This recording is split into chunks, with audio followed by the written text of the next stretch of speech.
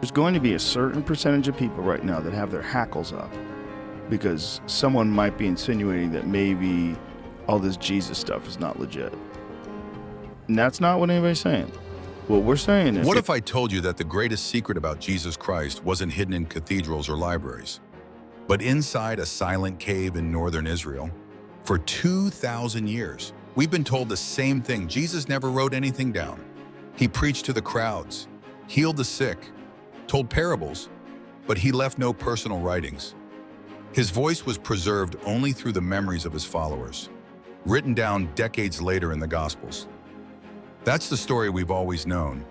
But what if that story is incomplete? In 2023, a group of archaeologists stumbled into a cave high above the cliffs of Galilee. They weren't looking for miracles, just dust, rocks, and history. Instead, they found something no one could have imagined. A sealed scroll, wrapped in wax, hidden away like a time capsule. And when it was unrolled, what emerged wasn't prophecy, wasn't doctrine, wasn't even a sermon. It was a letter written in Aramaic, the language Jesus spoke every single day. A letter not to kings, not to disciples, not to the world, but to one person, his own brother, James. Now pause for a second and think about that.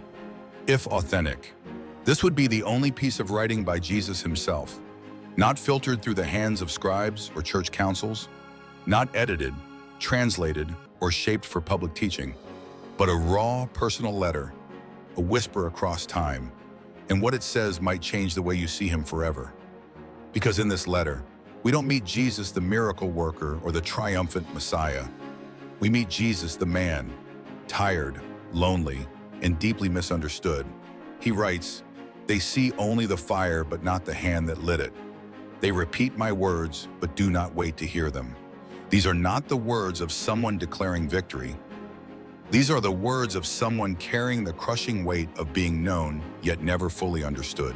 Even more haunting are the lines where he pleads, "Forgive those who use my name too quickly. They are not thieves. They are hungry."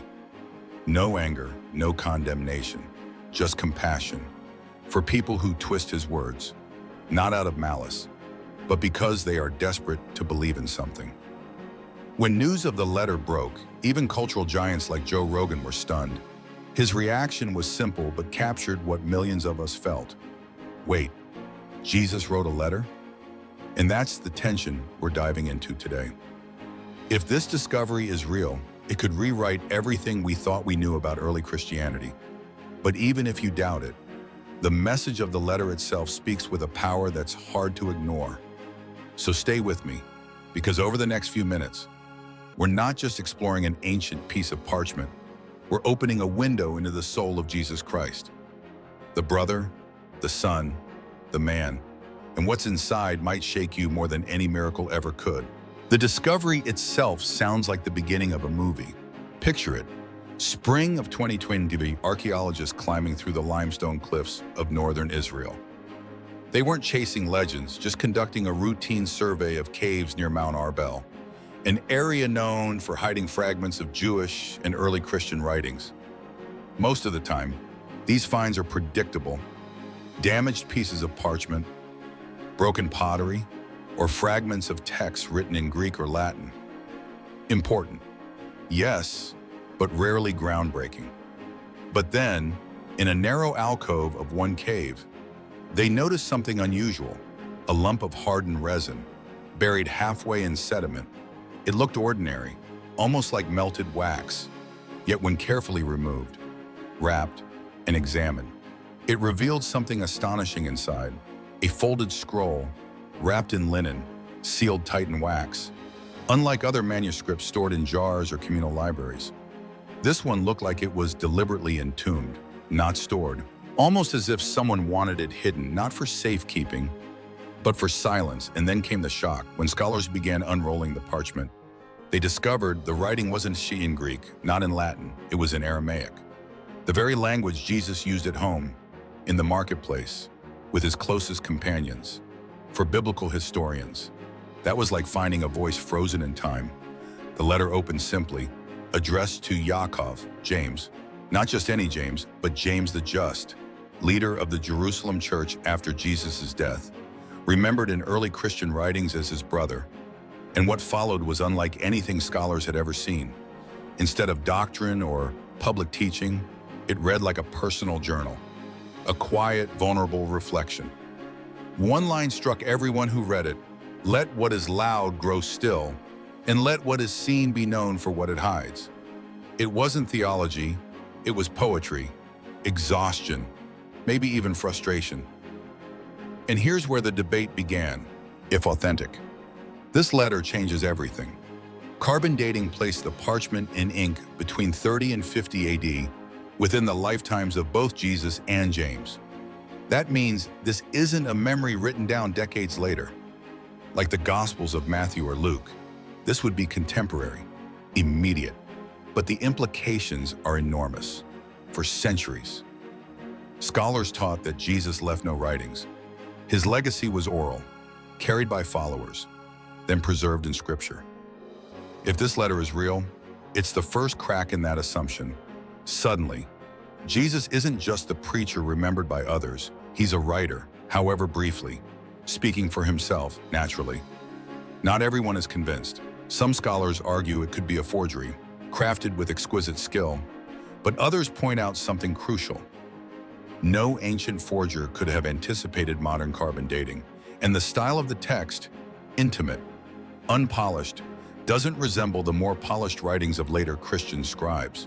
What makes the letter even more haunting is its tone. This isn't a triumphant Messiah declaring victory. It's a man admitting he feels misunderstood, even by those closest to him. He writes of followers who repeat his words but fail to listen, of truth too heavy for the crowds to carry. And that brings us to a hook worth pausing on. What if Jesus wasn't only misunderstood by the Pharisees, the Romans, or skeptics, but even by those who loved him most? That thought alone reframes how we think about his life. Because if even his brother James needed this private window into his soul, then maybe the public image we hold of Jesus has always been missing something deeply personal. And here's the real twist. The letter doesn't just matter for historians or theologians. It matters for us today. Because whether you're a believer or not, reading words like "forgive those who use my name too quickly, they are not thieves, they are hungry," cuts through 2,000 years of dogma. It feels immediate, human, relatable. That's why people around the world, from scholars and universities to podcasters on YouTube, are still talking about this. It's not just about whether it's real, it's about what it reveals, that behind the Messiah was also a man. One who felt the same weariness, the same loneliness, and the same longing for understanding that we all do. So where does this leave us? A hidden cave, a wax-sealed scroll, a letter whispered across 2 millennia. Whether you believe it is authentic or not, the very existence of this discovery forces us to look at Jesus in a way we're not used to, not as a distant figure in stained glass windows or lofty theological debates, but as a man who once sat with his brother, tired, misunderstood, and reaching for words that only someone he trusted could carry. And maybe that's the most powerful part, because when we think of Jesus, we think of miracles, parables, and crucifixion. But rarely do we think of the quiet moments, the weight of being misunderstood, even by those who cared most. This letter, if genuine, doesn't try to teach the world. It doesn't predict resurrection or proclaim divinity. It simply speaks to one person. And in doing so, it echoes something universal, the need to be seen, to be heard, to be understood. Let's be honest, who hasn't felt that? Who hasn't tried to explain themselves, only to feel that no one was really listening? Who hasn't carried a burden in silence, unsure whether anyone else could understand? That's why the words "the truth must be carried and not all hands are made for its weight" resonate so deeply. They aren't just ancient lines, they could belong to any of us today. Struggling with secrets, responsibilities, or pain too heavy to share with everyone. And then there's forgiveness. Forgive those who use my name too quickly. They are not thieves, they are hungry. Imagine applying that perspective to our world now, to politics, to social media, even to religion itself. How many arguments, divisions, and resentments are born not out of evil, but out of hunger for meaning, for hope, for something to believe in, whether you're a Christian, an atheist, or somewhere in between. The lesson here isn't about proving a doctrine, it's about recognizing the humanity that unites us. If Jesus could look at those who misunderstood him and still see hunger instead of malice, what would happen if we learned to see each other the same way? Of course, scholars will continue to debate. Some will insist this letter is a forgery. Others will point to the carbon dating, the linguistic quirks, the preservation method, and argue that it's too detailed, too raw, to be fabricated. The truth may never be fully settled, and perhaps that's fitting, because just like faith itself, this discovery asks us not for certainty, but for reflection. So maybe the real value of this letter isn't in whether it rewrites history books. Maybe its value is in how it makes us stop and ask deeper questions. What does it mean to carry truth that others can't see? How do we forgive people who twist our words out of desperation, not malice? And how do we endure loneliness, even when surrounded by people who claim to know us?